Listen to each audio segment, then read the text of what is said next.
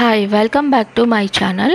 Night మిగిలిపోయిన అన్నాన్ని పడేయకుండా పొద్దున్నే గ్యాస్ అనేది యూస్ చేయకుండా హెల్తీగా పిల్లలు ఇష్టంగా తినే బ్రేక్ఫాస్ట్ని మనం చేసుకోవచ్చు. అది ఇప్పుడు ఎలా తయారు చేయాలో చూద్దాం. కావలసిన ఇంగ్రీడియంట్స్ వచ్చి అన్నము, పెరుగు, ఫ్రూట్స్ అనేది మీ ఇంట్లో ఏవి అవైలబిలిటీగా ఉంటే అవి తీసుకోండి. లేదు అంటే మీ పిల్లలు ఏ ఫ్రూట్స్ ఇష్టంగా తింటారో అవి కూడా తీసుకోవచ్చు.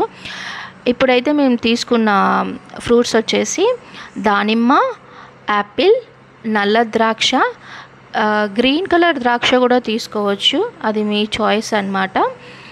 అండ్ టేస్ట్ కోసం ఆనియన్, కొంచెం కారంగా ఉంటే బాగుంటుంది కదా, దానికోసం పచ్చిమిర్చి, కొత్తిమీర, టేస్ట్ కోసం ఉప్పు. సో ఇవన్నీ తీసుకున్న తర్వాత అన్నంలో పెరుగు వేసుకోండి.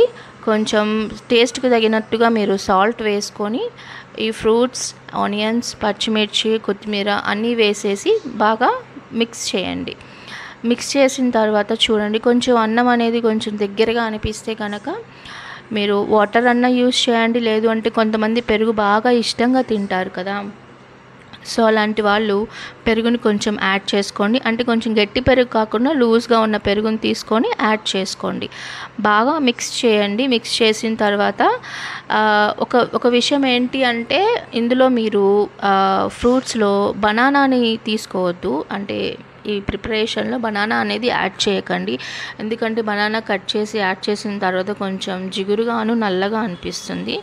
సో మీరు ఈ పెరుగన్నం మొత్తం తయారు చేసుకున్న తర్వాత మీరు తినేటప్పుడు కొంచెం బనానాని కట్ చేసుకొని వేసుకొని తిన్నా కూడా బాగుంటుంది. ఇందులో మ్యాంగో వేసుకున్నా కూడా బాగా టేస్ట్గా అనిపిస్తుంది అన్నమాట.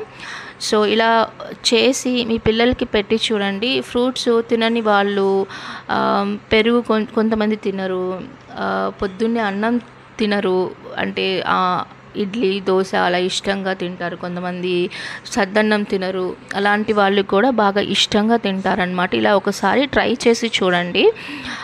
Thanks for watching. మా వీడియో కనుక మీకు నచ్చినట్లయితే please like, share and subscribe to the my channel. Thanks for watching. See you in the next video.